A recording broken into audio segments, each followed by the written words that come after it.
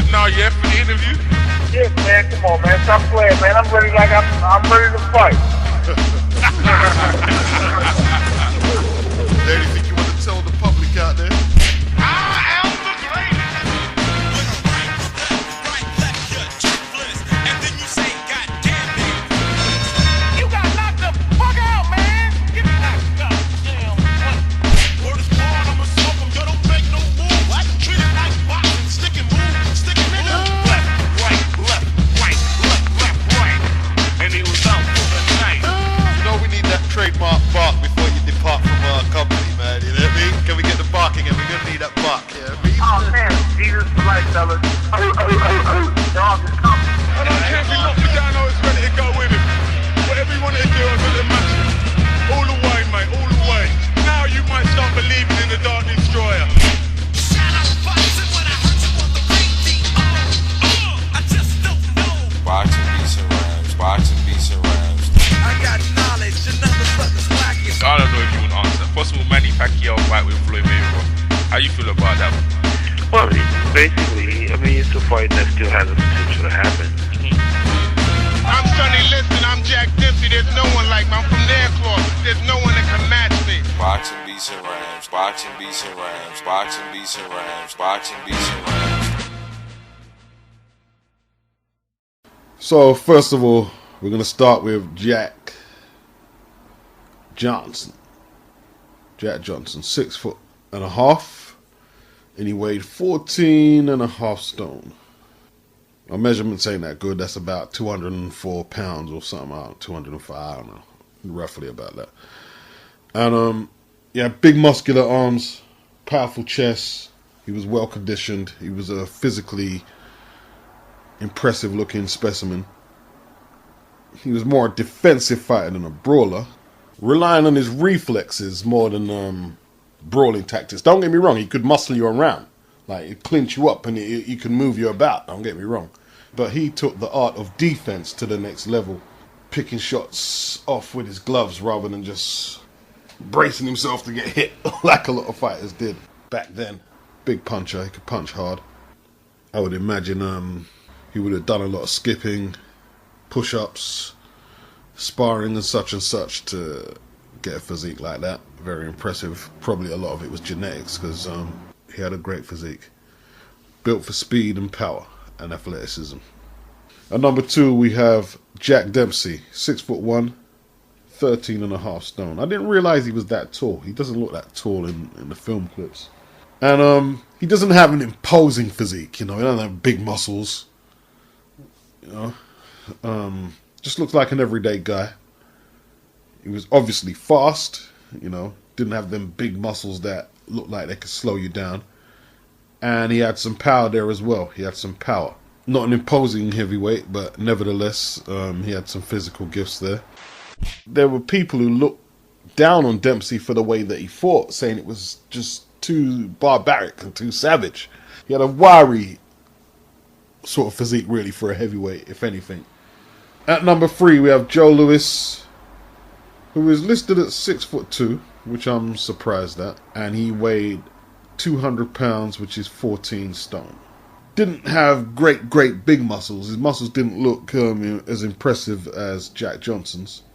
He was a little lighter than Jack actually, but well built, well proportioned, no excess fat, and there was definitely power there. There was definitely power. It wasn't lightning fast, not on his feet. His hands were fast, but didn't have lightning fast feet. But he definitely had power there, and the technique as well, more than just his physical dimensions. Like his timing on his punches it was frightening. It was definitely frightening. Like, I challenge anyone to go and look at some Joe Louis film, especially at his prime, and see if you see him ever throw one wild looking left hook. All short punches. And he just had this ability, like, you know, even though he wasn't that big, he probably got more of his body weight into his shots, more than any heavyweight that I can think of. Well-conditioned, compact-looking physique, you know. Joe Louis. Joe Louis. Rocky Marciano stood at 5'10", 180 pounds, some say, at his lightest, I assume. and 192. So his weight would have fluctuated between 13 stone and 13 and a half. That's not even a decent cruiserweight these days, is it? I don't think. Rocky was just tough. He was extremely tough, brawny, not muscular in the bodybuilding sense, but thick. He was just brawny and strong in the shoulders and the chest, and was hard to push back. You know, a stocky heavyweight, powerful punch, hard punch, not particularly fast, not really built for speed, but built for durability and power. Rocky Marciano. Number 5, Muhammad Ali, 6'3", 209 pounds. This is at his peak. Just under 15 stones when he fought Liston. You know, in the 70s he started moving up to around the 217 range. Fast, the fastest. Lots of speed, agility, ballerina-like in terms of movement. Very athletic heavyweight. No excess fat in his prime at all. Lean, strong legs, not bodybuilder-esque at all. Supreme athlete, we'd say. Larry Holmes, who stood 6'3", 209 pounds, translate that into 15 stones. His prime weight. Never had a bodybuilder's physique. He never had that. He was in decent shape when he was young. He was in decent shape. Good athleticism. Good speed. Decent power. Not an imposing bodybuilding type physique like Norton. Or nothing like that. But nevertheless built for the job. Well built for the job. George Foreman. George stood at 6'3". At his peak, this is we're talking. And he was near about the 16 stone mark. And as far as I know, he didn't weigh much more than 16 stone at his prime. But there's a reason for that. There's a reason for that. Because they was marketing George at the time, he was dieting to get that physique that we see he had when he knocked out Ken Norton and fought Ali and Frazier. He was dieting, like he had a great physique. It was a, you know, biceps, you know, chest and everything, shoulders, 6'3.5", decent size for them times. To be honest, if they didn't do the marketing thing, because that's what he was saying, he was dieting just so he'd look the part, he would have been probably a lot stronger. Imagine if he had came in at 16'10", because, you know, if you're a big man, you got to let a big man be a big man. You don't want him to come in like Andy Ruiz, obviously, but, you know, you want him to maximize that strength, you get what I'm saying? So 16'10" would have been the ideal weight for George at his prime. But in his comeback, he weighed a whole heap, you know, he weighed a whole heap. But by the time he was using his guile, his memory, and his wisdom to defeat his opponents. And in the comeback, you saw the size of his arms. He was doing weight training, he was eating a lot. So his arms were just like massive, man. They were just like ridiculously big. At his prime, he was built for power and destruction. He was a beast, George Foreman. At number 8, we have Mike Tyson. He weighed in at 215 pounds. What's that? 15 stone, 4, 3, or I used to see him sometimes clock in when he was a champion at 15 stone, 7 or 6, or something like that. His neck was just like, I think it was about 20-inch neck or something, man, you know, just wide as anything. Big biceps, chest, strong legs. And if we compare him to the other stockier heavyweights of back when, like, okay, Dempsey was 6'1", and Rocky was really small, 5'10", you know, not much smaller than Mike in height, but he only weighed 192. Mike was bigger than Frazier, Rocky, Lewis, and all them guys. So, you know, he managed to fit a whole heap of muscle onto that 5'10". I don't think he was 5'11". A lot of people don't think he was 5'11". He managed to fit a whole load of muscle onto that physique and maintain incredible hand speed. That used to baffle me, how he was so bulky and his hands were so fast. I never understood that. Power and abundance. He was like a bull in there, built for power and speed. Mike Tyson. Lennox Lewis, 6'5". I'd say it's hard to gauge his weight. To me, his peak was against Andrew Galotta, and I've got that weight down to 17 stone. 6'5", 17 stone. Not really bodybuilder-esque as such, but definitely a well-proportioned heavyweight. Big, tall, long, muscular-looking arms. Funnily enough, though, when he fought Frank Bruno, defending his world title, Bruno was about 6'3", Lennox was 6'5". Bruno actually had an inch reach advantage on Lennox, man. That's why he was giving him so much trouble with the jab. I only found that out recently, man. Lennox was relatively quick for a heavyweight on his feet. When he got with Emmanuel Stewart, he learnt to lean down on his opponents using his 6'5", 17 stone bulk. And he definitely used his impressive physique, his impressive athletic physique, to its fullest capacity. There's no doubt about that. And to close off the list, we have at number 10, Vitali Klitschko. 6'7". Tallest out of all the guys here. 17 stone. Obviously an impressive specimen to look at. Big guy. Vladimir looks more cut, more like a bodybuilder in the upper body. But nevertheless, Vitali is 1 inch taller than him, and he's phenomenally strong. Strong guy, very strong guy.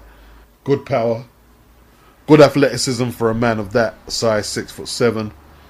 Knows how to use his size. And you could say he is the face of the new dawn of Eastern European gargantuan heavyweights. So that's the list there. Tell me what you think. Don't get upset if I didn't have none of your heroes in there. It was just a sample through the history of the heavyweight division. Could the 5'10" Rocky Marciano really fight the 6'7" Vitali Klitschko? Could he? Could he even fight Lennox Lewis at 6'5"? Why not? I think he could. I think Mike Tyson could have beat Lennox Lewis in his prime, and he was only 5'10", 5'11". And he was knocking out big guys, 6'5", like Ribalta at his peak. He outpointed Tony Tucker, who was just as athletic as Lennox in his prime.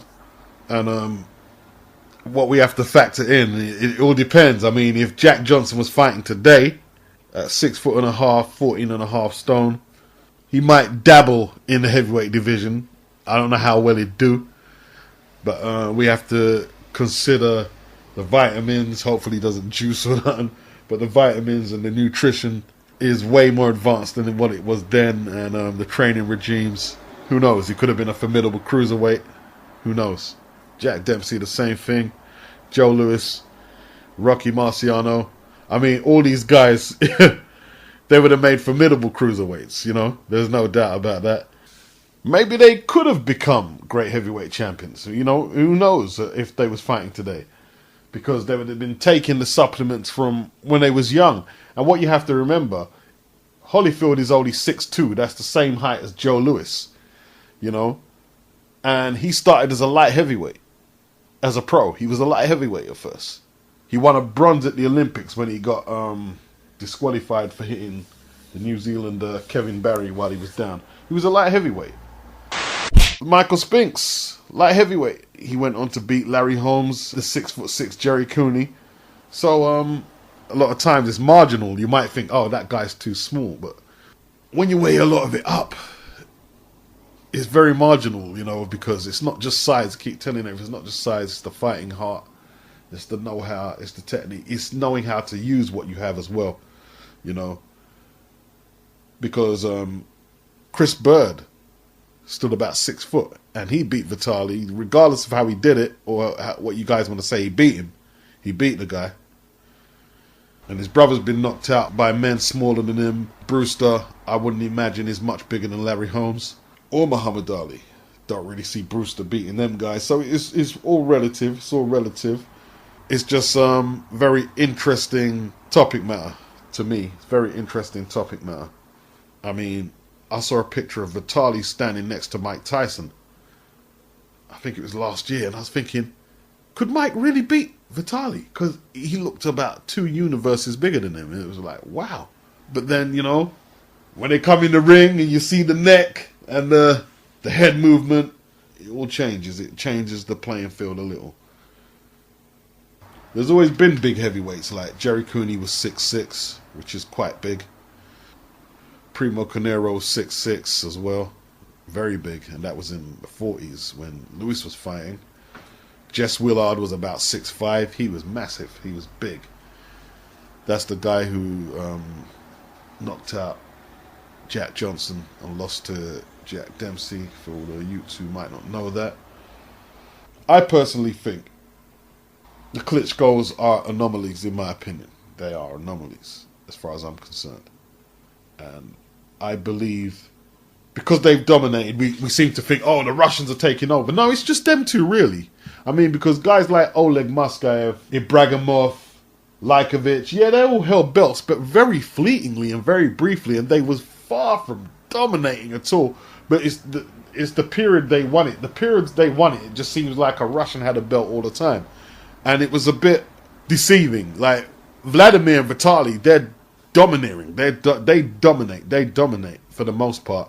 But I still feel that heavyweights, you know, well conditioned 6'3", 6'4", 5, or between 6'3" and 6'6" will still dominate the division for the most part. I don't see it just being a land of the giants. I don't see that happening. It's just too simplistic to say, oh, because you're big, you're going to be champion. I don't see that at all. In saying that, I think guys like Wilder, 6'7", that jab is like a telescope. And I just don't see how anyone can cope with it apart from the Klitschkos. I don't see how anyone can cope with the jab and the power. And once you're on the rope, I don't see what they do, because none of them have any rope game like a Ali would have, or a James Toney or someone. None of them have that. So at the same time, in saying what I said, you are going to see big guys who are athletic. I mean, because like I'm saying, there was big guys in the past, but Cooney was really slow. Carnero was slow. Willard was slow. The Klitschkos ain't slow. Right? You know what I mean? They're not as fast as Ali, but they're relatively quick for their size. Wilder's jab is really fast. And I mean, if we're just talking about bodybuilder-esque physiques in the history of boxing, you know, who didn't make the list? You got the David Hayes, the Ken Nortons, the Mike Weavers, the Ike Bushies, Evander Holyfields. They just had the sort of bodybuilder-esque physique, but I wouldn't necessarily put them in the top 10 of all time or anything like that. Frank Bruno and Cleveland Williams, boy, back in the day in the 60s, he had a serious physique, boy, And he could fight. He was fast and he was powerful. You know, that's before the Babylon. I think they put a couple of slugs in his back or something, and his career was never the same after that. He kept boxing, but obviously he lost something in them slugs being lodged into his back. Bruce Seldon, that's the guy who Tyson knocked out in Las Vegas on the night when Tupac was gunned down. And of course you got the squat heavyweights, you know, that's the Joe Frazier crew, who I'd put Marciano in there, put David Tua, Tyson. I should really call it the Sam Langford crew, because, you know, he was 5'7", and he had a serious physique. And obviously them days he couldn't get a shot at the title, but he used to knock out full-grown heavyweights for fun. That's what he used to do. And there's video footage somewhere of Jack Dempsey rating Langford high, in who was one of the best fighters of that era. He had him about number 2 or something. Or number 1 or something. I can't remember where it was. But he still didn't give him a shot at the title. And I know it's hard to see because he always used to wear them long trunks, but apparently Joe Frazier had tree trunk-like legs. His legs were just massive. And that's where they say the power was generated for that left hook, you know. So that's a similar physiology dynamic to Prince Nassim Hamed. He had really big legs for a featherweight, and he had massive power. And in the early 80s, man, I remember when the heavyweight division was going through a little transitional period, man. Holmes gave up the WBC title, took the IBF title. People thought that was a bad move because the IBF wasn't proven. And the title used to switch back and forth quite a lot. I remember that. Like, guys like Dokes, Courtsia, John Tate, Mike Weaver, they just couldn't hold the title for no lengthy period of time at all. And there was a few guys who held belts, like Greg Page, he was champion, and Tony Tubbs. I remember them guys used to hold the titles at various times in the early 80s, and, you know, Tubbs had fast hands. Greg Page had fast hands and really good boxing ability, but they just, for some reason, they just wouldn't get themselves into really good condition, you know. I'm sure they would have been twice as effective. I'm sure they would have been. Witherspoon, when he fought Larry Holmes and at the start of his career, he used to come in shape. He was in good shape. And then, I don't know, man, he just started to come in like, you know, he got a bit fleshy and a bit out of shape. Pinklon Thomas was always in good shape. He was a champion. His peak didn't last very long, though. And Trevor Berbick, who beat Pinklon Thomas. Trevor always looked muscular too, just big and muscular, just a big muscular guy, you know. So like I said, Larry Holmes, he never had a chiseled out body, but at his peak, he was in good shape. But, you know, even when he started putting on weight, and he had a little, not a big girth, but he had a little girth there, he was still putting in quality performances, you know, Because you have to remember they're big men, so it's not a bodybuilding competition per se. Roy Jones and Bob Fitzsimmons, though, the only two fighters to have won the middleweight, light heavyweight, and heavyweight crowns. And they both stood at 5'11". But when Fitzsimmons beat, gentleman Jim Corbett to win the crown, he didn't weigh more than 176 pounds, man. You know, like, this guy had some skinny legs. He had powerful shoulders because he used to be a blacksmith, and that's where he developed the strength. But he wasn't more than 176 pounds.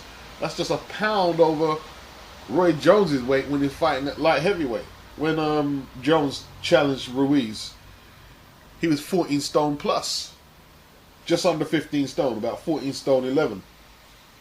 Which today is a small heavyweight, but them days he would have been gargantuan, you know what I'm saying? So that just tells you how different the nutrition and the training methods and just evolution, I guess.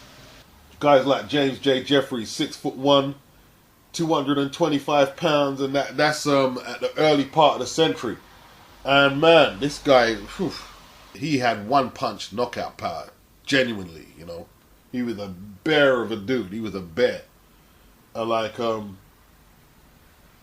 when he was training to fight Bob Fitzsimmons, he took the title of Bob Fitzsimmons. Allegedly, his daily training routine was a 14-mile run, skipping for 2 hours, hitting the heavy bag for 12 rounds, sparring, and wrestling. Wow. The Boilermaker was his name. James J. Jeffries. Riddick Bowe was just a naturally big guy. Never had a bodybuilder's sort of like physical dimensions. Never did. When he fought Holyfield, you know, he looked in good shape. He was in good shape. Powerful, big, strong, big arms, solid round the chest. He was in good shape. And after that fight there, his weight just, he just lost control of it. He put a fridge in his bedroom, apparently, and that just sealed his fate. Right when he did that, that was just like, oh dear. You know, and he started blowing up, coming in really heavy, and, you know, just wasn't the same. And by the time he fought Andrew Galotta, he was out of the ring for quite a while. He came in lighter than what I think probably the lightest in his career, more than likely. But you could see there was something didn't look right. Like, he lost the weight, but he didn't look strong to me. He looked gaunt. And Galotta, you know, give him a good beating. He punched him in his ball sack a whole lot of the times. He got disqualified. But we knew at that stage, after the 2 Galotta fights, that Riddick was finished. He was finished. Tommy Morrison, who passed this week, you know, He had a very powerful physique. Strong-looking legs, arms, chest. Very bodybuilder-esque, you could say. Tommy Morrison. Built for power. Power and speed. Built for power and speed. We go back to Sonny Liston. Sonny had a natural physique. Didn't have a bodybuilder-esque physique, but he had very powerful biceps, big chest, and allegedly had formidably big hands, very big hands. They were like hammers, they said, his hands, man. You know, big wrists. Like, his jab could break up people's nose and shit like that. You know, just naturally powerful. You can only imagine what he would look like if he was training today. Floyd Patterson, he was actually 6 foot. He's always looked on as a small heavyweight. He was 13 stone, 182 pounds, over 13 stone. So that is small. I think he won the Olympics as a middleweight, you know. Fast hands, very fast hands, and an extremely powerful puncher for someone that size, man. Just going to mention a few other heavyweights I want to mention. Max Schmeling, first man to beat Joe Louis. He was 6'1".